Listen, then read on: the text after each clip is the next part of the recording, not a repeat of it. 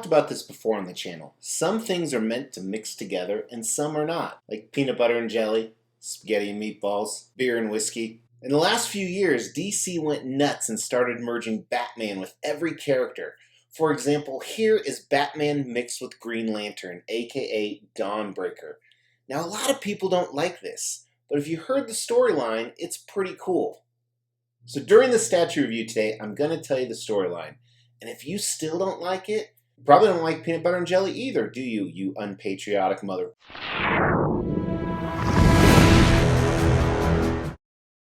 As the Extreme channel is pushing towards 50,000 subscribers, these are just a few of the statues we're giving away on the journey there. If you want to know how to win one, stay tuned for later in the video. Hey everybody, my name is Mr. X, this is the Extreme channel, and today we're looking at an Extreme statue made by Prime 1 Studio.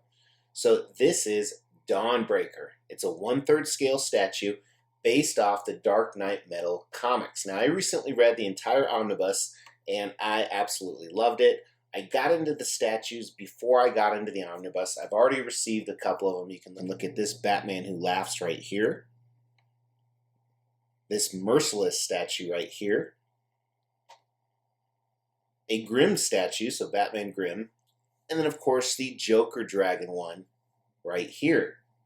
Now this storyline, those are all Bruce Wayne, but a different version of Bruce Wayne from different multiverse or different Earths. Now in this particular one, as I said, the storyline's pretty cool. So instead of Hal Jordan finding the Green Lantern ring, it's actually Bruce Wayne after his parents are murdered. So the first thing he does is he actually uses the ring to kill the murderer of his parents, which right then starts to corrupt the ring. And then he has such strong willpower, he thinks he can use the ring to bring his parents back from the dead. So he does, but they come back as this zombie type form. It kind of transforms him into a zombie, and then he becomes just heartless, and he still fights crime, but with no prejudice. He actually kills everybody and anybody that does something wrong. Well then Gordon, his best friend, actually tries to talk him out of it, and he kills him too. And he uses these crazy nightmarish constructs that you actually see in the statue, so he turns really, really evil, and then it comes to this climax in this big event where he actually joins all those other Batmans to try and destroy the universe. It's so funny because this storyline isn't super popular, although I think it's fantastic, and two of the big license companies, both Prime 1 Studio and XM Studio, started making these statues from that storyline. Now I'm all in, I have all of them on order. You're going to see some of them over the next few months here hit the table. But let's start with this guy, and we're going to review it in the traditional way, starting with concept. And that's what I love about these statues. Now granted, the concept comes from the comics, but they were able to put it in real life here. A small museum style sub base on the bottom. And on top of that is the construct. And what's crazy about this construct, it has everything inside of it. There's a giant man bat, there's an octopus, there's some huge decrepit hands coming out, there's a blob of nothingness, there's some monster that has multiple mouths. So all this nightmarish construct that he actually used quite a bit in the comics. And at the front of that, you see that the lantern is there. So he's not holding it, and it's an oversized lantern, so I think it's more symbolic. But I like that actually. For some reason, it really, really sits well with me. And he's sitting on top of the construct in a weird kind of museum style pose, kind of rising up, showing his power. Again, willpower is what makes the construct, so he's really formidable, zero fear, and in a mix of a costume, halfway in between the Batsuit, halfway in between Green Lantern, and it's just really, really interesting. Granted, it's based off the actual comics, like I said, but even like you can see the symbol on his chest. In front is the Green Lantern symbol, behind that is the Bat symbol. And then depending which portrait you look at, we're going to talk about that in a little bit. There is kind of a zombified portrait, kind of like I talked about, kind of corrupted him, turned him evil. This is what we typically saw. And then there is also a more of a Bruce Wayne portrait underneath that cowl. And I think this is great. I think it's a great representation. There's a lot of movement to the statue, even though I do consider it a museum piece. I think this concept is definitely a strong 4 out of 5. Now also with concept, this is obviously based off Batman comic Dawnbreaker #1. It's the same exact pose, and they've done that with this entire line. I actually have the matching CGC slabs for the entire line. You know, one thing I would have liked to see is maybe an option is the construct actually coming from the ring. He's holding up the ring right here. It'd been cool if it tied back down. Very similar to this tweeter head piece that I reviewed a while ago. Design. Really, the only negative is some seam lines that we're going to talk about. But before that, here is the unboxing and assembly. It was only one box, which is nice for a Switch because Prime 1 Studio are generally more than that lately. And you can see the black foam. I didn't look at the art box, but I'm sure it was fantastic. Here was one layer. There's a lot more pieces than I thought it'd be, and here's the second layer.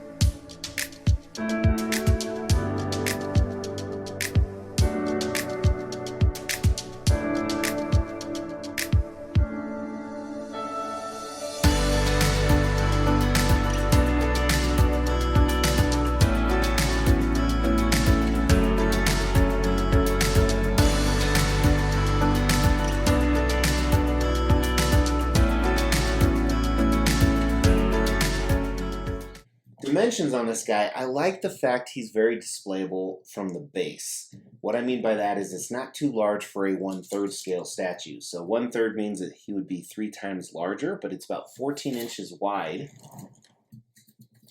The depth is about 16. Now obviously he is tall because 1/3 scale is so large and he's on top of everything. He's right under 34.5 inches.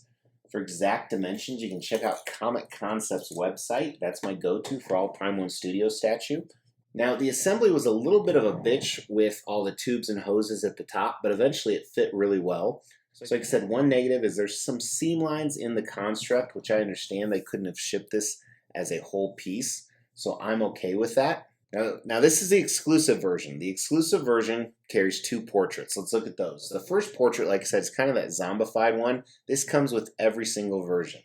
And then, of course, you have the exclusive, which I like quite a bit. It just doesn't follow the storyline. It's done really well. Now, one thing, I'm not a huge fan of the museum-style base on the bottom, but they had to do that to hold the construct on something. So I think that was really smart. They minimized it where it's really not a big deal. And really my only knock would be the same thing I said about the concept. Be cool to have a construct coming from his ring. So I think it's a 4 out of 5 on the design too. Few flaws, but still really, really good. You know, as we dive into the paint and sculpt, I am in the process of receiving about 10 Prime 1 Studio statues all within 2 weeks, if you haven't been following the channel. And this was probably my least anticipated. The second I opened it up and started looking at the pieces, I was like, wow, I was probably wrong. This one is really cool, and part of it, probably the biggest part besides the cool concept, is how well done the paint and sculpt is. Now, it's always tricky with constructs, Green Lantern constructs. I don't know what other kind of constructs there are, but you have to decide, do I want this really translucent, kind of like they are in, I was going to say real life, but comics aren't real. And it's a tough one. It's absolutely a tough one for sure. I think the mix they did on this makes it look really good. So kind of the construct itself, that's really nothing but coming out of the lantern, covering it on top here is this darker green and black. And then as you get to the limbs, whether it's the octopus arms, the bat head, the giant hands, this right here, there's a little bit translucency or transparentness in some of those, but not too much either, which I imagine that's smart for shipping like we talked about where it doesn't break. But it looks good. Semi-museum base on the bottom, but I like how it's just completely covered. And even in the back here, you see all these details sculpted into this. Looks really, really good. Might have that in wrong.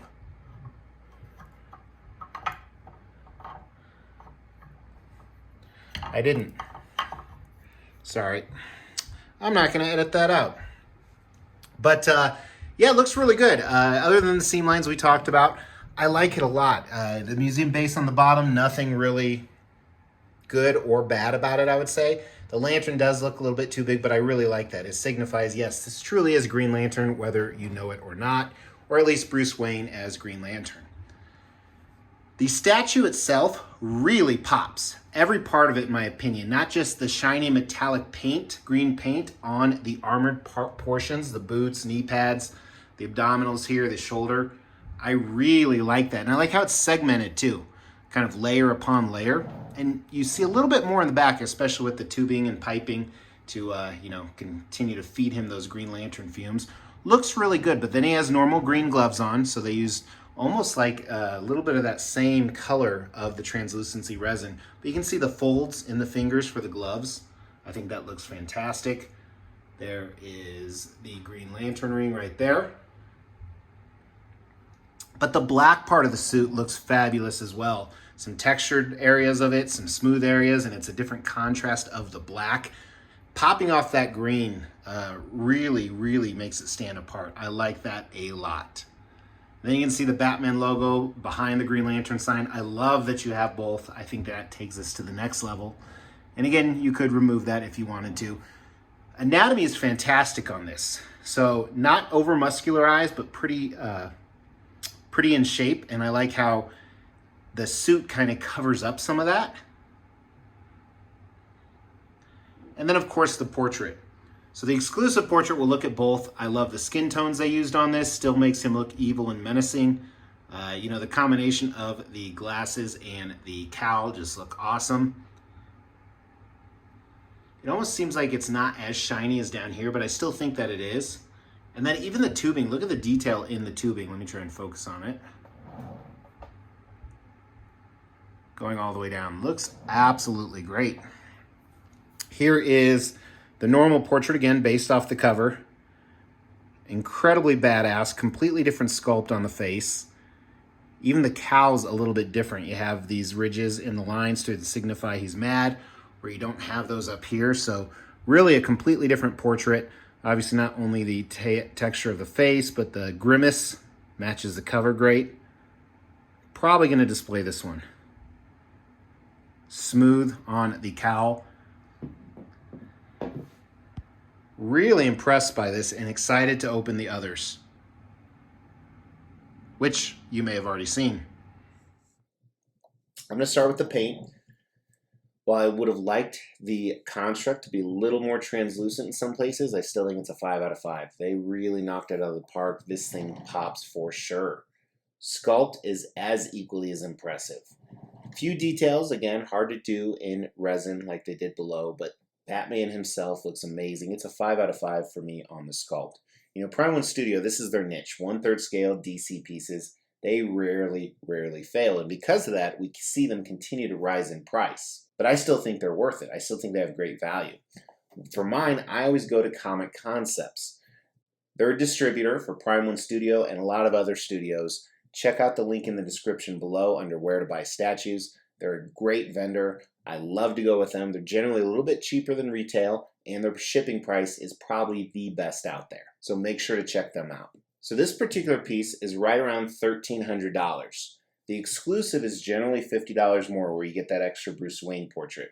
And they made a total of $550. $200 were the collector's edition, so just like this.